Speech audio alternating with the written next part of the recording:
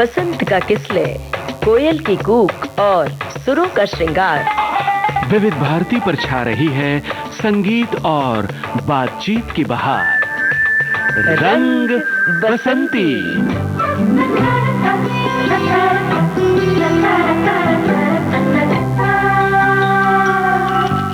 रंग बसंती इस कार्यक्रम के इस भाग में आज सभी श्रोताओं का स्वागत है और हम लेकर के आए हैं जानी मानी पत्रकार एवं लेखिका हिना कौसर खान से मंदाकिनी जोशी की बातचीत का दूसरा और अंतिम भाग।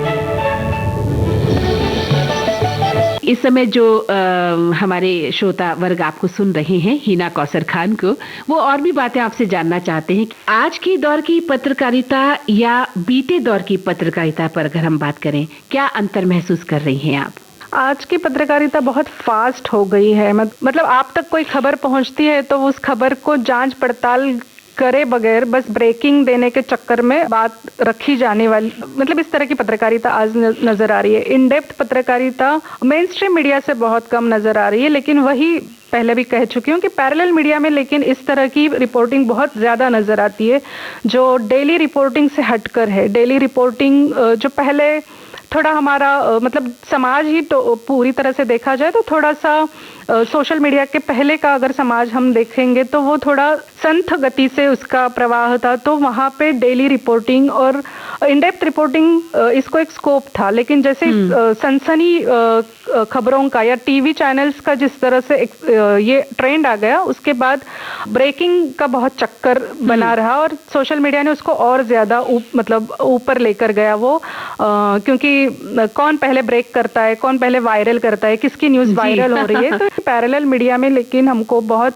अच्छी इन डेप्थ रिपोर्टिंग नजर आती है, जहाँ पे फिर आपको किसी मजदूरों की बात रखी हुई, तो माइग्रेशन ऐसा एक बीट हो सकता है जिसके बहुत आयामों को छूकर पूरा का पूरा एक वेबसाइट डेडिकेट हो। इस तरह की सोच या इस तरह का स्पेस जो है ये पैरेलल मीडिया ने दिया है। हमने बहुत सारे महिला पत्रकारों से बात की कभी, तो हमें लगा कि वो कहती हैं कि मीडिया जगत में महिलाओं का कद जो है बड़ा है, उनकी आवाज को महत्व दिया जा रहा है। महिला पत्रकारों को डराने धमकाने के और उन पर हमले के बावजूद वो काम अपना जारी रखती है।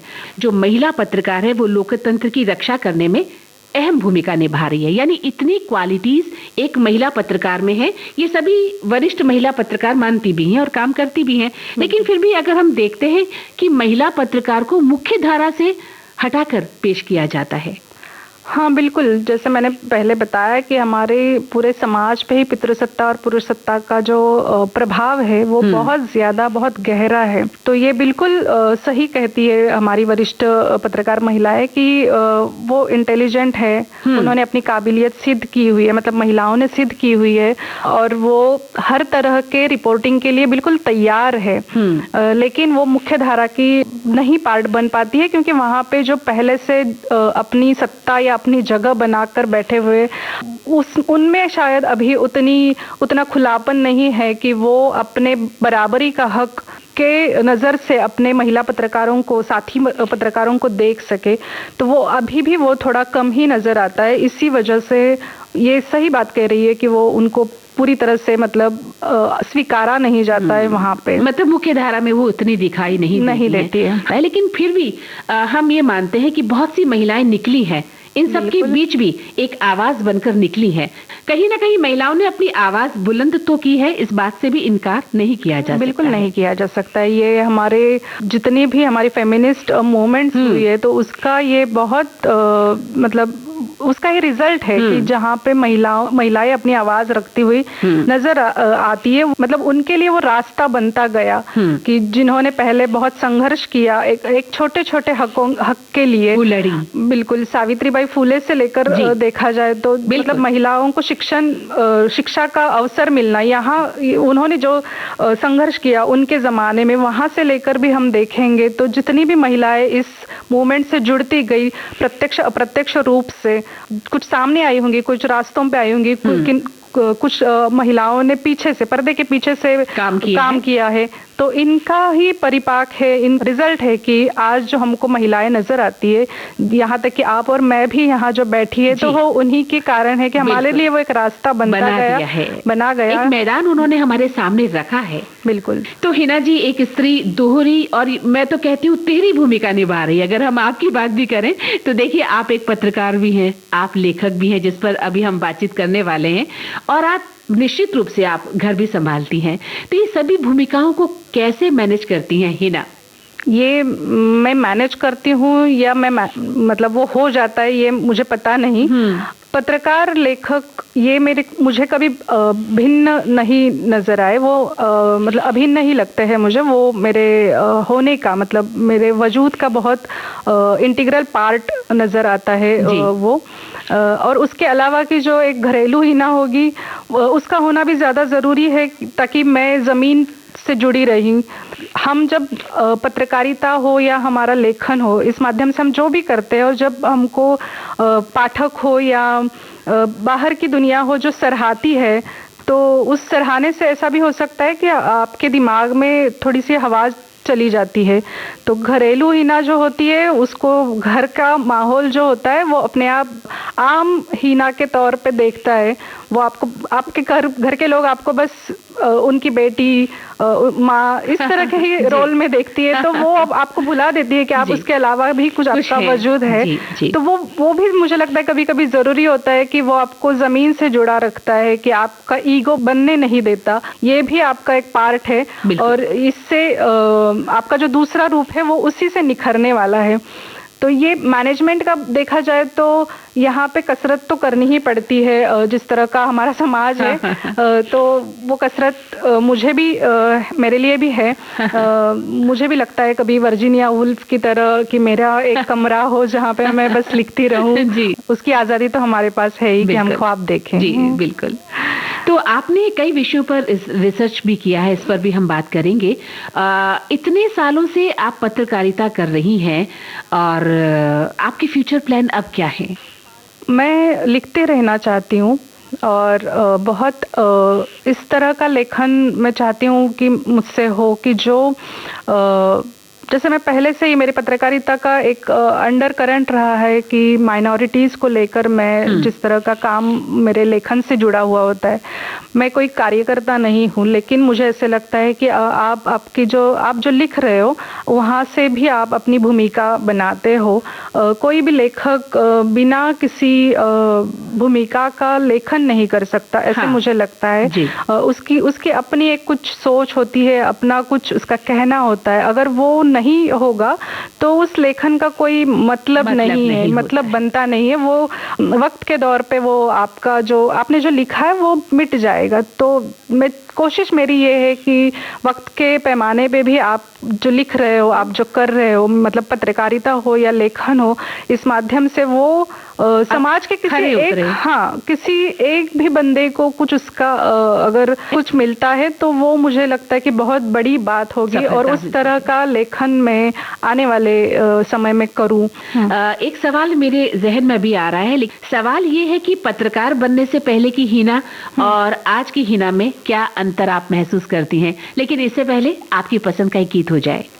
जी, मुझे रोजा सिनेमा का ये गीत सुनना अच्छा लगेगा कि दिल है छोटा सा छोटी सी आशा। चलिए सुनते हैं आपकी पसंद का ये गीत।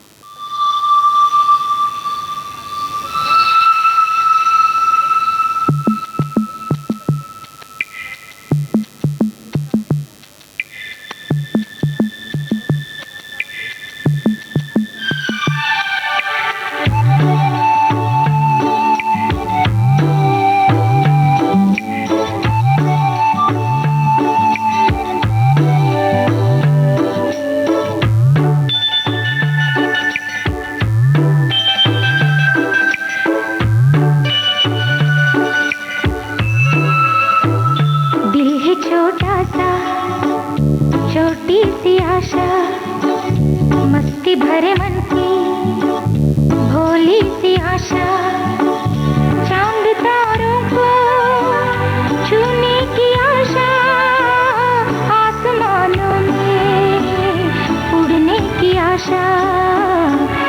है छोटा सा, छोटी सी आशा, मस्ती भरे मन की भोली सी आशा, चांद तारों को छूने की आशा, आसमानों में उड़ने की आशा, दिल है छोटा सा, छोटी सी आशा।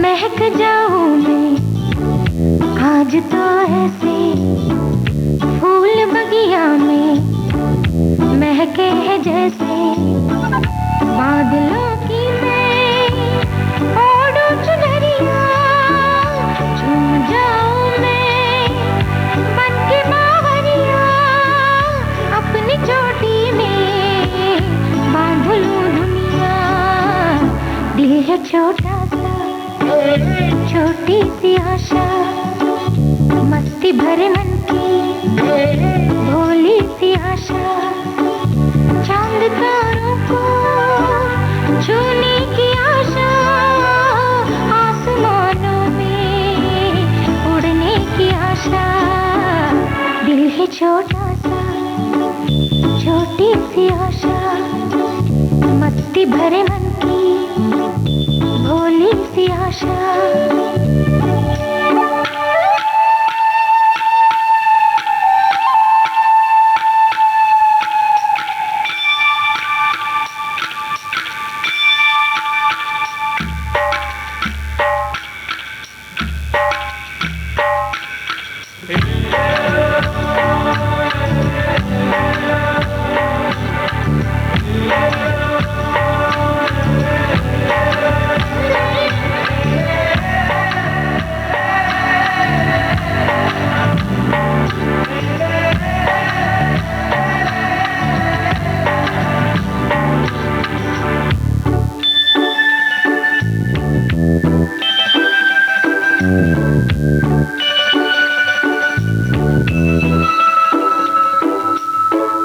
स्वर्ग सी धरती खिल रही जैसे, मेरा मन भी तो खिल रहा वैसे, कोयल की तरह गाने का अरमान, मछली की तरह मचलूं ये अरमान, जवानी है लाई रंगीन सपना, दिल है छोटा सा, छोटी सी आशा, मस्ती भरे मन की भोली सी आशा, चांद तारों को छूने की आशा, आसमानों में उड़ने की आशा, दिल है छोटा सा, छोटी सी आशा, मस्ती भरे मन की भोली सी आशा। तो मेरा सवाल आपसे ये था कि पत्रकार बनने से पहले की हिना और पत्रकार बनने के बाद की हिना में आप क्या अंतर महसूस करती हैं? बहुत अंतर मुझे नजर आता है। या ये भी हो सकता है कि पत्रकार बनने से पहले का जो दौर रहा है वो बहुत ही, वो जो उम्र का पड़ाव था वो बहुत यंग था, बहुत उस वक्त हमारा खौलता खून रहता है, लेकिन फिर भी मुझे लगता है कि आपके पास किसी भी तरह का अनुभव नहीं होता है उस उम्र में। आप बस फ्रेश आउट, मतलब फ्रेशर्स होते, पढ़कर बस बाहर निकले हुए होते, आपके पास खुद के कुछ एक्सपीरियंसेस नहीं होते, आप बस सुनी सुनाई बातों में उस वक्त होते। तो उस वक्त कोई किसी भी तरह का अनुभव न रहने के कारण आप किसी भी तरह का कॉन्फिडेंस भी महसूस नहीं कर पाते हो। तो जब आप असल में काम शुरू करते हो, मतलब जैसे देखा जाए कि पत्रकार होने से पहले मैं तो एक बस मतलब बेटी थी या स्टूडेंट रही होंगी, तो उस उतना ही मतलब मेरा रोल रहा। मुझे दुनिया भी उतनी ही समझ आ रही थी, बहुत ज्यादा नहीं समझ आ रही थी। लेकिन आपकी परवरिश का भी बहुत हिस्सा होता है कि उसमें भी मैं बहुत इंट्रोवर्ट, मतलब मैं आज भी उतनी ही इंट्रोवर्ट हूँ, लेकिन मुझे आज समझ आता है कि बात रखना भी जरूरी है, जो मुझे शायद तब नहीं समझ में आता था। पलट कर जवाब देना नहीं होता है, जब हम कहते हैं कि पलट कर जवाब दिया, वो पलट कर जवाब देना नहीं होता है, अपनी बात रखना होता है। ये समझ आने के लिए मुझे लगता है कि कुछ साल बीत गए। वो जो एक आत्मविश्वास होता है जो काम से आता है, आपको आप असल में एक्सपीरियंसेस लेते हैं, फिर वो फील्ड से आते हैं, कुछ ऑफिस से आते हैं, कुछ आपके सहपाठियों से आते हैं, तो उस तरह के एक्सपीरियंस से भी आप बनते जाते हो, बिल्ड होते हो। तो वो अंतर तो जरूर है कि उस वक्त मैं बहुत ही कॉन्फिडेंस नहीं, उस वक्त ऐसा था कि बहुत ही अपने आप को ढूंढने वाली बहुत बात थी उस वक्त। अब ऐसे लगता है कि हमने थोड़ा थोड़ा खुद को समझा है कि मैं कहाँ हूँ और अपनी बात रख सकती हूँ, एक पत्रकार होने के नाते, एक निर्भीक पत्रकार होने के नाते। जी। तो आप आने वाली युवा महिला पत्रकारों को क्या कहना चाहती हैं, जो इस क्षेत्र में आना चाहती हैं, युवा महिला पत्रकार, उनको किस तरह से आप अपनी बात रखना चाहती हैं उनके लिए? मुझे लगता है कि आने वाली जो युवा पत्रकार होंगे, तो उन्होंने ये बहुत अच्छे से समझना चाहिए कि वो क्यों आना चाहती है। हम बहुत बार किसी के प्रभाव में किसी भी क्षेत्र में प्रवेश कर लेते हैं, लेकिन हमें वहाँ क्या करना है ये हमें पता नहीं होता है, और हम बहुत अंडर इन्फ्लुएंस ही रहते हैं, और फिर हम खुद बढ़ नहीं पाते। हम बोनसाई बन जाता है, मतलब हमें लगता है कि हम बहुत बढ़ रहे हैं, लेकिन हम बड़े हुए नहीं होते। हमारे पास खुद के कुछ एक्सपीरियंसेस नहीं होते, कुछ अनुभव नहीं होते। तो हमारा गोल क्लियर होना चाहिए कि हम यहाँ क्यों आ रहे हैं। बस बहुत बार ऐसा, जिस तरह की अटेंशन मिलता है पत्रकारों को समाज से, ग्लैमर है, तो उस वजह से भी बहुत बार इस क्षेत्र में आते हैं, लड़कियां हो लड़के हो दोनों भी। लेकिन फिर वो जब यहाँ आते तो पता चलता है कि वो जिस ग्लैमर को देखते हुए यहाँ आए, वो उसके लिए फिर बहुत अलग संघर्ष है। अगर आप असली लाइमलाइट में, असल लाइमलाइट में आना चाहते हो, तो उस चकाचौंध के पीछे अगर भाग रहे हो तो आप मत आओ। आप असल में कुछ पत्रकारिता करना चाह रहे हो, असल में कुछ आप रिपोर्टिंग करना चाह रहे हो, कुछ बात रखना चाह रहे हो, अगर मतलब ये समझा जा सकता है कि जब आप आ रहे हो तब आपको क्लैरिटी नहीं है, लेकिन जैसे आप आ रहे हो, आप शुरू कर रहे हो, तो वो खोजना भी उन्होंने जरूरी है। नहीं खोजा तो फिर वो इस सैलाब में बह जाएंगे। हाँ, एक गीत सुनने के बाद आपकी लेखन की दुनिया पर हम बात करते हैं। मैं लिबास मूवी का गाना सुनना चाहूंगी कि सिली हवा छू गई। जी, बहुत सुंदर गीत है ये। चलिए सुनते हैं आपकी पसंद का ये गीत।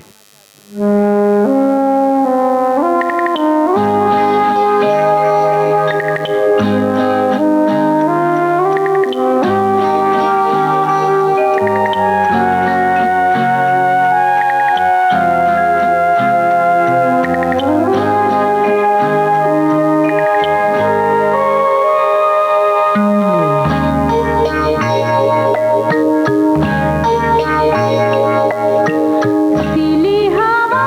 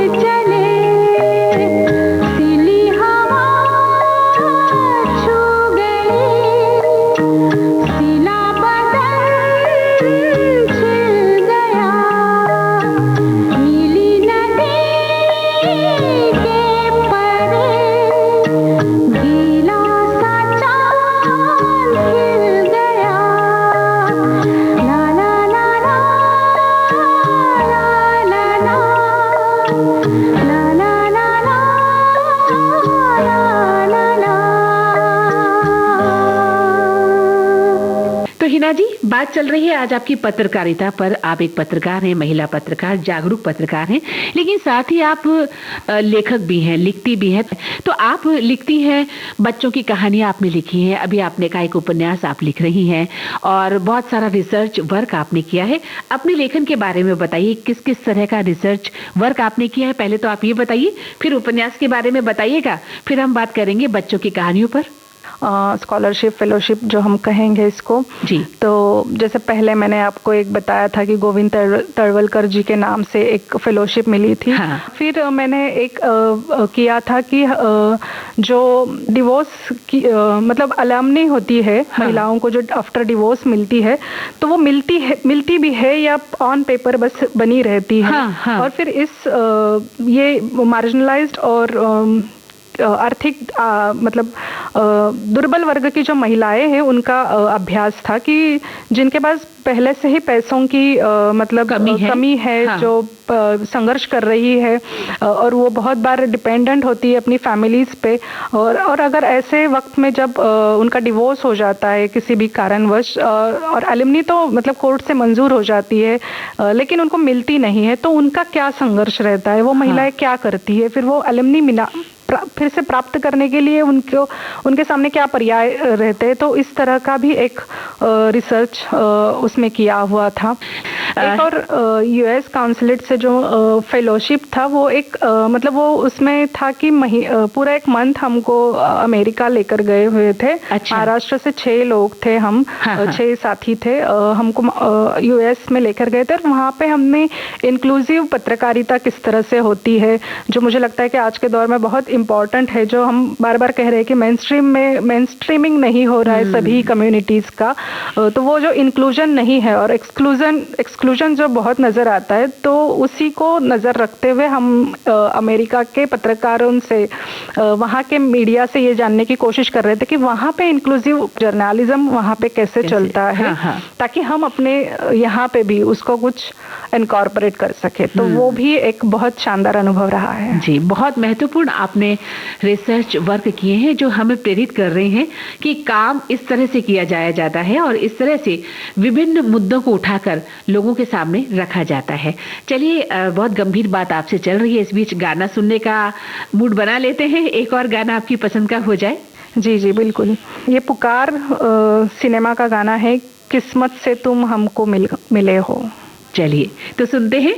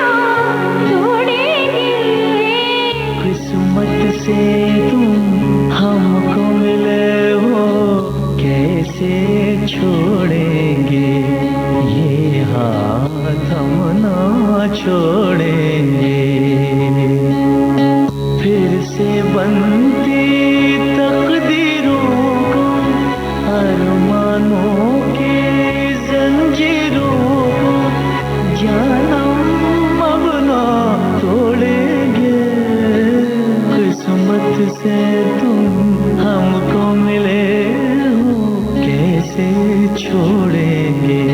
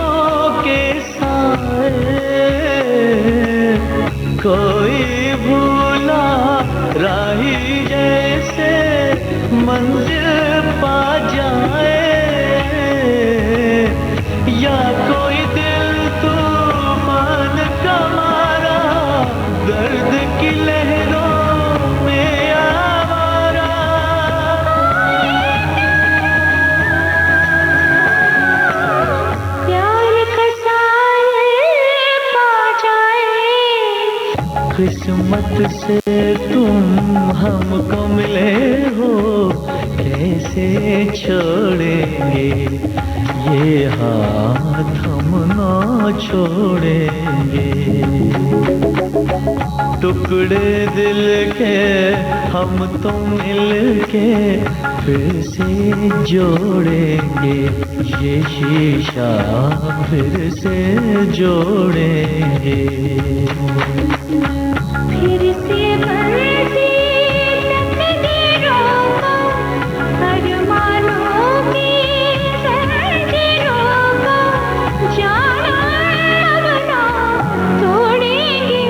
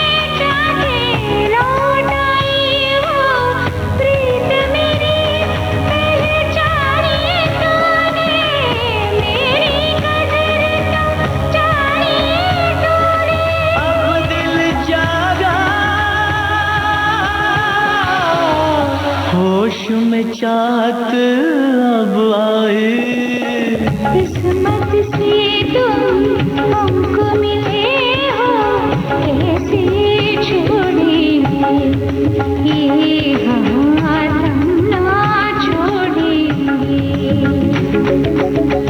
टुकड़े दिल के हम तो मिल के फिर से जोड़ेंगे, ये शीशा फिर से जोड़ेंगे। फिर से बरसे तकदीरों को, अरमानों की जंजीरों को, जाना अब ना तोड़ेंगे। किस्मत से तुम हमको मिले हो, कैसे छोड़ेंगे ये हाथ ना छोड़ेंगे। हिना जी, आप भी आज हमें बहुत ही किस्मत से मिली है कि आप इतने गंभीर मुद्दों पर हमसे बातचीत शेयर कर रही हैं और हमारा श्रोता वर्ग जो आपको इस वक्त सुन रहा है वो बहुत कुछ सीख रहा है। कि आपने कहा कि आप एक उपन्यास लिख रही हैं, किस तरह का उपन्यास है? जी, मेरी कोशिश है कि वो इस साल पूरा हो जाए। इस उपन्यास में मैं आज का जो हमारा दौर है, हमारा जो समाज है और वहाँ उसमें की जो विसंगतियाँ मतलब हमको नज़र आ रही है उसको फोकस करने की कोशिश है। और उनके जो इंटरनल और प्रॉब्लम्स होंगे या एक्सटर्नल जो प्रॉब्लम्स है इसको हाईलाइट करने की कोशिश मैं करने की कोशिश कर रही हूँ। विभिन्न कहानियों को उसमें जोड़ा जाए। हाँ। और बात को रखा जाए। ये इमोशनल ही होगी, ये फिक्शनल ही है। उसमें थोड़ा मेटाफिक्शन जैसा भी पार्ट है कि कुछ चीज़ें हैं उसमें जो असल घटनाओं से प्रेरित है। हाँ। और कुछ को हमने अपनी कल्पनाओं से भी डाला है। जी। तो हिना जी, आप तो बच्चों पर भी लिख रही हैं। मैंने आपके बारे में जब पढ़ा तो पता चला कि बच्चों की कहानियां भी आप लिख रही हैं। तो किस तरह की कहानियां आप बच्चों के लिए लिखती हैं? कुछ लिखी हुई है मैंने, जो बहुत छोटे बच्चे, जो मतलब 5-6 साल के जो बच्चे होते हैं, जो अपने माँ बाप से रोज रात में कुछ बेड टाइम स्टोरीज जिसे हम कहते हैं, तो उस तरह की स्टोरीज अभी तो जितनी मैंने लिखी है, लेकिन आने वाले दौर में मुझे बच्चों के लिए लिखना पसंद आएगा कि वो बहुत चैलेंजिंग है उनके लिए कुछ लिखना। और हमें बिल्कुल हमारे इंडियन लिटरेचर में बहुत कम नज़र आता है कि बच्चों को फोकस, हम बहुत एडल्ट बहुत फोकस में रहते हैं हमारे राइटिंग के, बच्चों को और टीनेज बच्चे तो बहुत कम फोकस में रहते हैं। तो आने वाले दिनों में मैं चाहूंगी कि मैं लिखूं कि बच्चों के लिए, लेकिन वो लिखना बहुत चैलेंजिंग है और आज के दौर में तो बहुत, क्योंकि आज बहुत एक्सपोजर है बच्चों को, बड़ों से ज्यादा यूट्यूब उनके हाथ में, सोशल मीडिया उनके हाथ में, तो वो बहुत चैलेंजिंग रहेगा। लेकिन मुझे वो चैलेंज आजमा के देखना है। बिल्कुल, वही मैं आपसे जानना चाहती थी कि आज एक बच्चा जो है डिजिटल के एक बहुत बड़े समंदर में फंस गया है, तो क्या वो इन किताबों को पढ़ेगा या सुनना पसंद करेगा, रुचि लेगा? क्योंकि एक पत्रकार की दृष्टि से आप इन बेहद गंभीर खतरों पर भी विचार कर रही हैं, जैसा कि अभी आपने कहा। पर क्या लगता है आपको, ये किस तरह की बच्चों की दुनिया होगी आगे? क्या बच्चे किताबों की ओर लौटेंगे? क्या उनके हाथ में फिर से पुस्तक आएगी जैसा हम कभी अपने बचपन में पढ़ा करते थे? मुझे लगता है कि हमने आशावादी रहना चाहिए इस मामले में। बिल्कुल बच्चे एक ज़रूर पढ़ेंगे और आज भी पढ़ते हैं, बस उस तरह का कंटेंट हमको क्रिएट करना पड़ेगा। अगर बहुत तरह तरह का एक्सपोजर उनको मीडिया से मिल रहा है और अगर हमारा कंटेंट उस तरह से नहीं होगा, वो बहुत घिसी पिटी बातें या बहुत बार कुछ सिखाने की कोशिश में हमारा कंटेंट होता है, बच्चों का जो कंटेंट होता है उसके लास्ट में हमेशा एक लाइन होती है कि इसका तात्पर्य क्या है। तो हम बहुत बार सिखाने वाले मोड पे होते हैं कि अब बच्चा जो है बच्चा है, उसको कुछ समझ नहीं आ रहा है, उसको हम सिखाएंगे। तो मुझे लगता है कि इससे हटकर जो जब साहित्य निर्माण होगा तो बच्चे ज़रूर पढ़ेंगे। अभी के दौर में भी ग्राफिक नॉवेल्स जैसी चीज़ें बच्चों को बहुत इंटरेस्टिंग लगते हैं और वो पढ़ते भी है। तो आने वाले दौर में मुझे लगता है लेखकों की ज़्यादा जिम्मेदारी होगी कि बच्चे अगर पढ़ें, ऐसे हमको लगता है, तो हमारा साहित्य उस तरह से निर्माण हो कि बच्चों को उस तरफ आकृष्ट करे।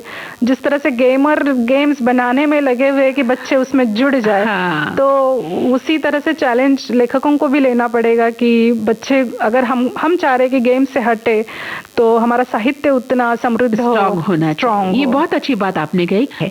मैं एक बात यहाँ रखना चाहूंगी कि अगर बाहर की दुनिया में हम झांकते हैं तो मैं इन दिनों पढ़ रही थी कि ऑस्ट्रेलिया में 16 साल से कम उम्र के बच्चों के जो है सोशल मीडिया अकाउंट लगभग बंद करने के बारे में सोचा जा रहा है। तो एक पत्रकार होने के नाते आप क्या सोचती हैं, क्योंकि इस पर एक डिजिटल बहस जो है, वैश्विक बहस तो छिड़ गई है डिजिटल बचपन पर, लेकिन हमारे भारत में भी क्या ऐसा कुछ होना चाहिए? बैन ये कभी किसी चीज़ पे जवाब नहीं होता है, ऐसे मुझे लगता है। बैन, कोई भी चीज़ हम बैन करते हैं तो उसमें से बच निकलने का कोई ना कोई पर्याय ढूंढा जाता है और वो फिर बहुत बार इलीगल हो जाता है या फिर वो बहुत छुपाई वाली बात हो जाती है। बल्कि उसके अलावा हमने कुछ और तरीके आजमाने चाहिए। बच्चों को सोशल मीडिया अवेयर करना चाहिए, मतलब उसके जो सही गलत के बारे में उनसे बात करनी चाहिए। उनसे बात करते रहना ये मुझे ज़्यादा ज़रूरी लगता है। बहुत बार पेरेंट भी यही करते हैं कि वो अपना डिसीजन थोप देते हैं, मतलब बैनिंग भी उसी तरह से लगता है कि वो थोपा हुआ डिसीजन होता है। तो फिर उसमें से बच निकलने का कोई ना कोई मार्ग बच्चा तो ढूंढ ही निकाल लेता है, क्योंकि उसको तो वो उसके लिए वो बहुत उसके लिए वो एक मूलभूत, मतलब उसकी ज़रूरत बन जाती है वो, तो वो उसके लिए कुछ ना कुछ ज़रूर मार्ग निकालेगा। तो बैनिंग हो या किसी भी तरह से थोपा हुआ डिसीजन, ये बच्चों के हित में नहीं है, ऐसे मुझे लगता है। अगर हमको बच्चों का हित चाहिए तो हमने उसके प्रोज और कॉन्स दोनों उनसे बात करनी चाहिए। उनसे वो जो देख रहे या वो जो हैंडल कर रहे हैं उसके परिणाम क्या होंगे, ये मतलब पेरेंट और सोसाइटी दोनों की, मतलब पेरेंट हो, टीचर्स हो और पूरी सोसाइटी हो, कम्युनिटी हो, इनकी जिम्मेदारी बनती है कि हम उसके बारे में लिटरेट करें। ये लिटरेसी बहुत ज़रूरी है। अगर वो लिटरेसी के बिना हम उनके हाथ में वो टूल देते हैं तो जाहिर है कि वो अपने तरीके से सीखेगा। और अगर हम चाह रहे कि वो मतलब कुछ अलग तरीके, सही तरीके से सीखे, तो उनको लिटरेट करना, उसके सही गलत को मतलब अवगत करना उनको, ये हमारा काम है। और फिर बिल्कुल बच्चे भी समझदार ही होते हैं, वो भी नहीं चाहते होते कि वो किसी भी गलत झमेलों में फंसे या कुछ। हाँ। वो चाहकर उस तरफ नहीं मुड़े हुए होते, वो फंस गए होते हैं। हाँ। तो जरूरी है कि हम सपोर्ट सिस्टम हमारी बनी रहे कि वो हमसे ही आकर बात कर सके, ये ना कि हमसे डरे। तो ये माहौल हमने बनाना, ये मुझे ज्यादा इम्पोर्टेंट लगता है। बैन करना ये कभी किसी का जवाब नहीं हो सकता। चलिए गीत सुन लेते हैं और उसके बाद कुछ और प्रश्न हमारे पास आपके लिए हैं, उस पर बात करेंगे। मैं जब भी मेट का जो गाना है, हाँ, आओगे जब तुम साजना, बिल्कुल। चलिए तो आइए सुनते हैं आपकी पसंद का ये बहुत ही प्यारा सा गीत।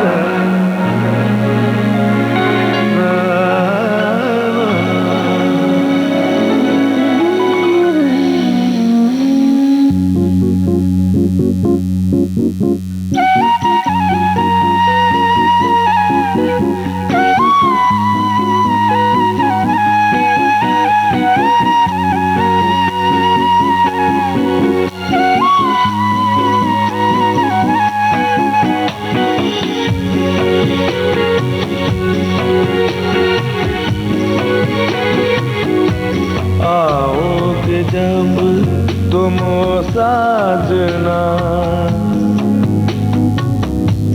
आओगे जब तुम साजना, अंगना फूल खिलेंगे,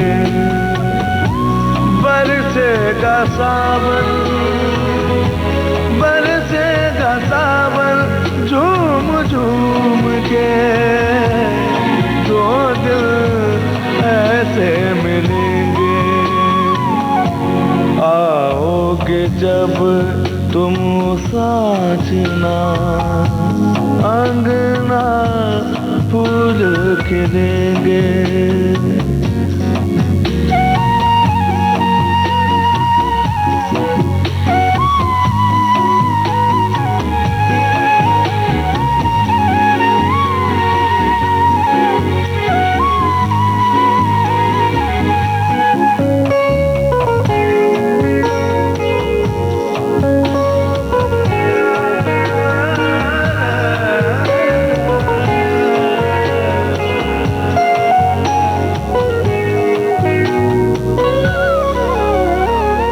नैना तेरे कजरारे हैं, नैनों पे हम दिल हारे हैं, अनजाने ही तेरे नैनों ने वादे किए कई सारे हैं। सांसों की लय मध्यम चले तो से गए, बरसेगा सावन, बरसेगा सावन, झूम झूम के दो दिल ऐसे मिलेंगे। आओगे जब तुम हो साजना, अंगना फूल खिलेंगे।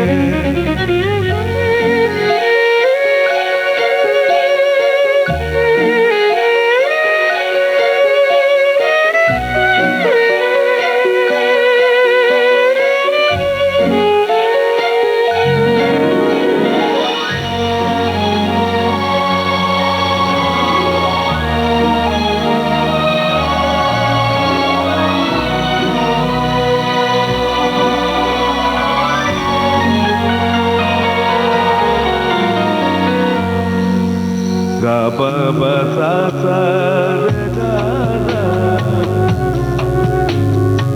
चंदा को ताकू रातों में, है जिंदगी तेरे हाथों में, पलकों पे झिलमिल तारे हैं, आना भरी बरसातों में, सपनों का जहां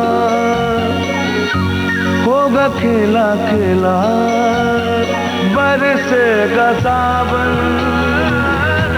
बरसेगा सावन झूम झूम के दो दिल ऐसे मिलेंगे।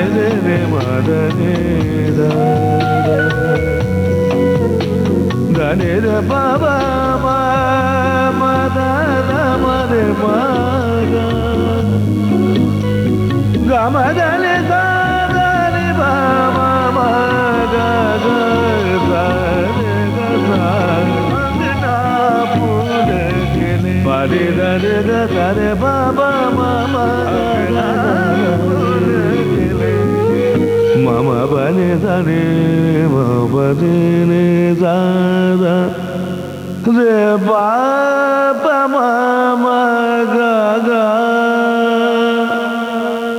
अब हम ये जानना चाहते हैं कि आपको कई सम्मान और पुरस्कार मिले हैं, उनके बारे में आप खुद बताइए।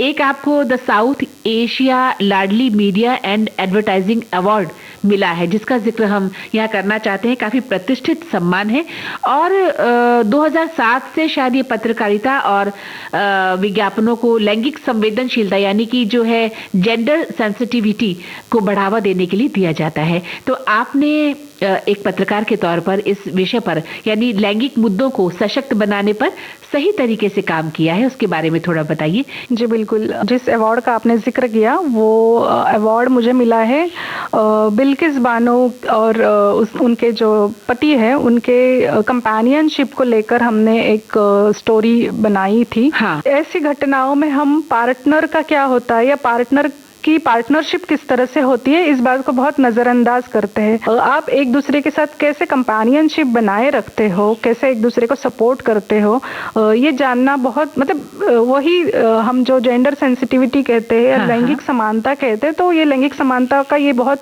इम्पोर्टेंट होता है कंपेनियनशिप में होना। अगर वो कंपेनियनशिप वो 50-50 वाली कभी नहीं होती है, लेकिन वो जो उन दोनों के बीच के अंडरस्टैंडिंग से बना हुआ जो उनकी साझेदारी होती है, फिर वो जिस भी परसेंटेज में होती होगी लेकिन फिर कंप्लीट होके 100 होती है, वो क्या है ये जानना बहुत खास लग रहा था।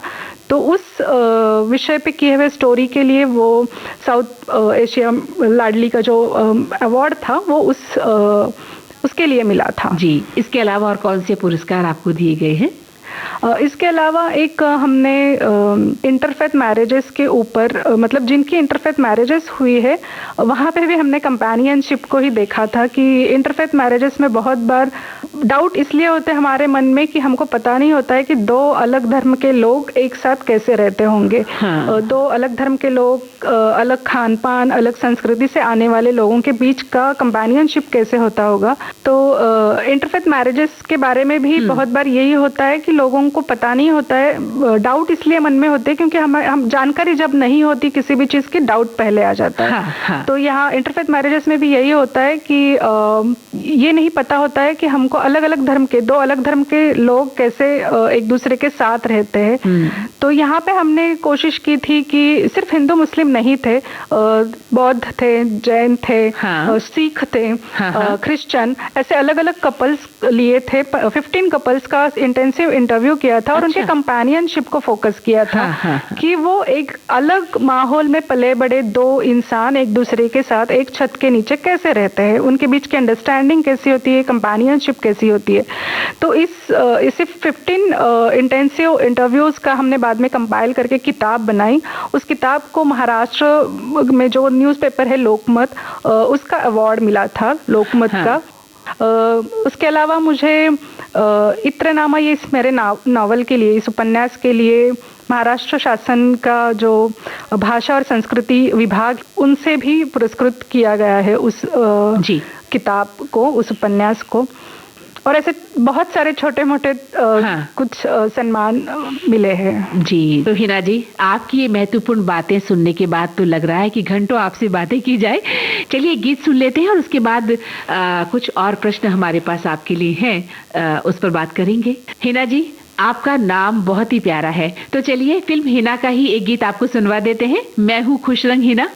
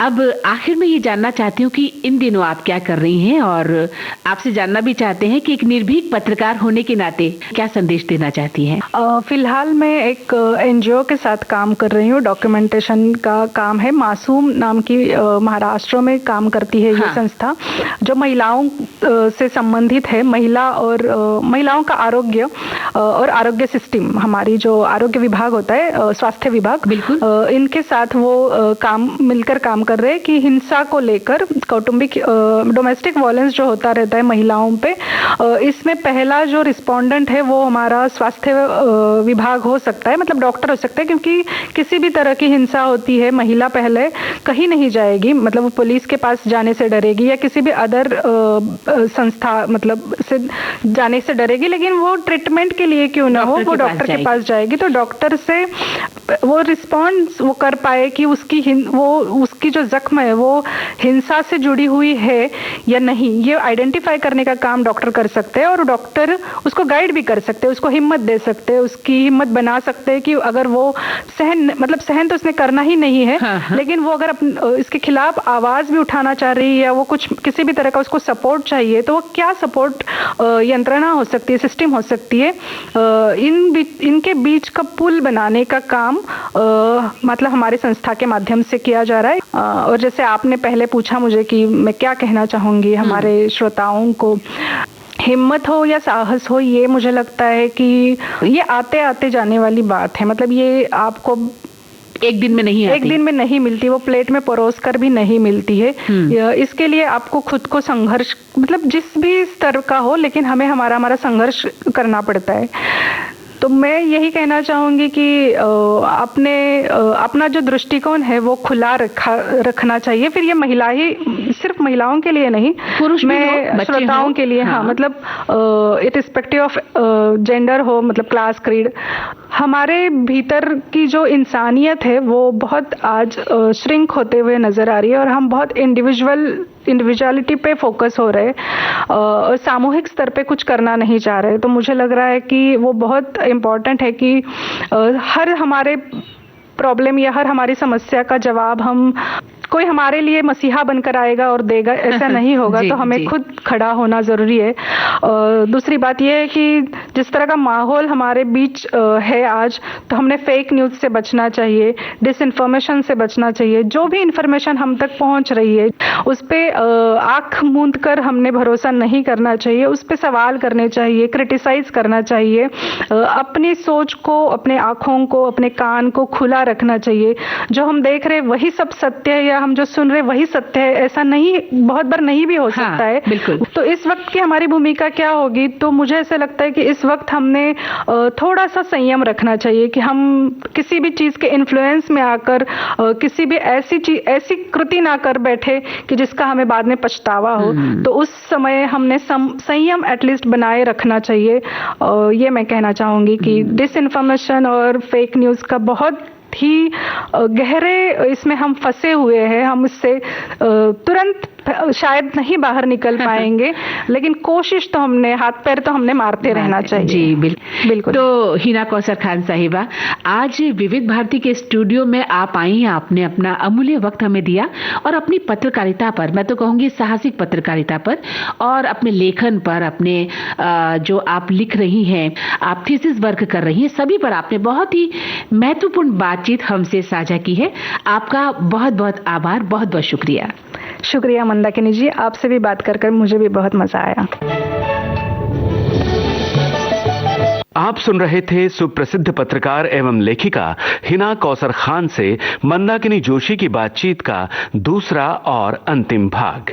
रिकॉर्डिंग इंजीनियर अनुश्री गुप्ता, संपादक और प्रस्तुतकर्ता तेजश्री कांबड़े। इसी के साथ आज का रंग बसंती कार्यक्रम समाप्त होता है। आज्ञा दीजिए, नमस्कार।